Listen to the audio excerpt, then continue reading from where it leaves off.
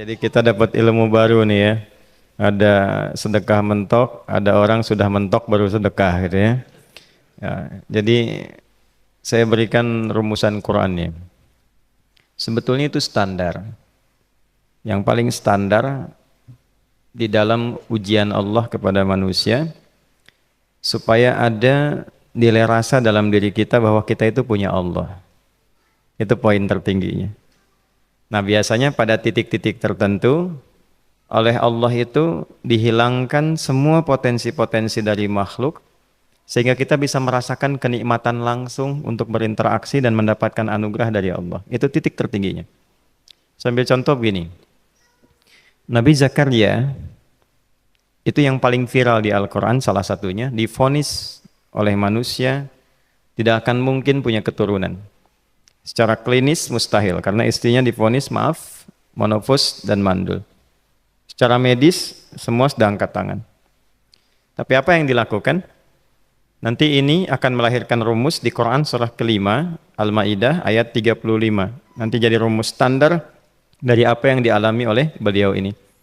Di titik itu beliau menangkap isyarat bahwa ketika manusia sudah mengatakan tidak mungkin, itu tanda awal dari Allah supaya kita langsung memohon kepadanya karena Allah ingin memberi tanpa perantara siapapun.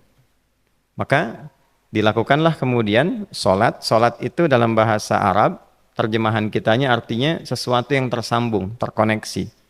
Karena itu saat kita sedang solat, kita sedang menyambungkan diri kepada Allah. Anta'budallaha ka'annaka tarah. Kata Mas Ihsan tadi. Kita menyembah Allah dan kita merasa diawasi, dinilai oleh Allah. Maka dalam sholat itu beliau meminta. Ya, permintaannya viral. Qala rabbi habli min ladunka dzurriyyatan thayyibah innaka sami'ud du'a.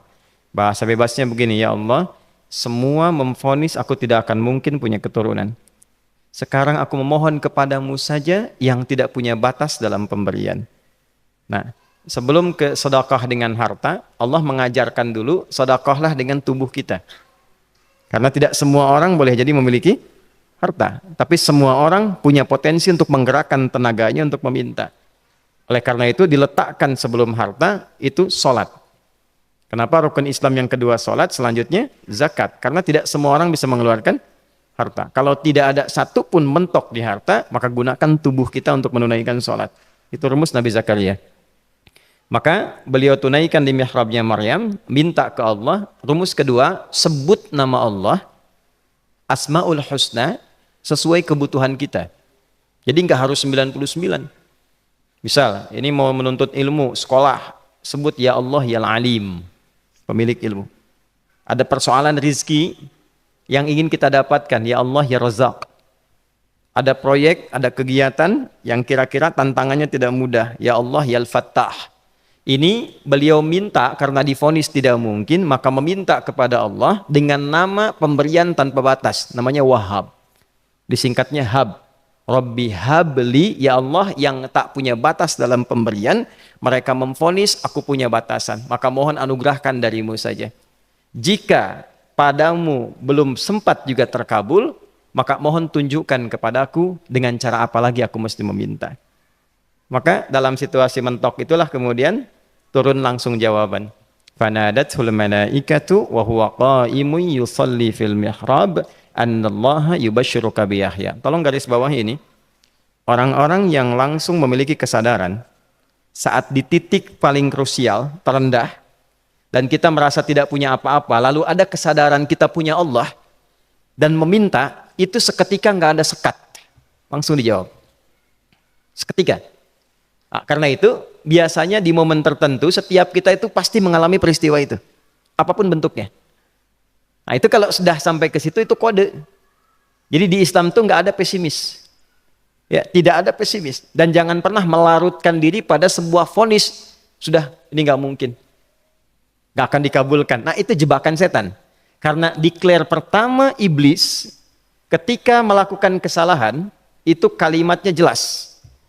Ana khairum minhu khalaqtani min narin wa khalaqtahu ya min tin.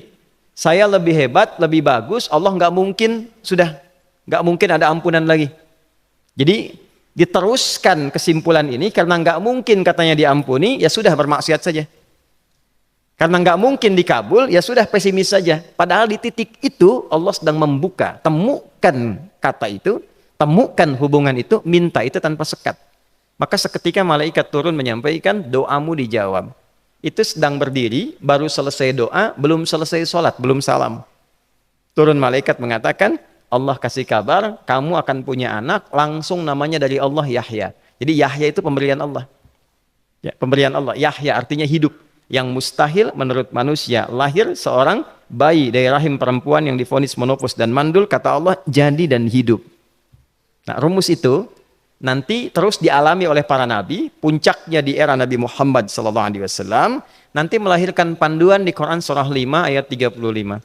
Ya ayyuhalladzina amanu ittaqullaha wabtaghu ilaihil wasilah.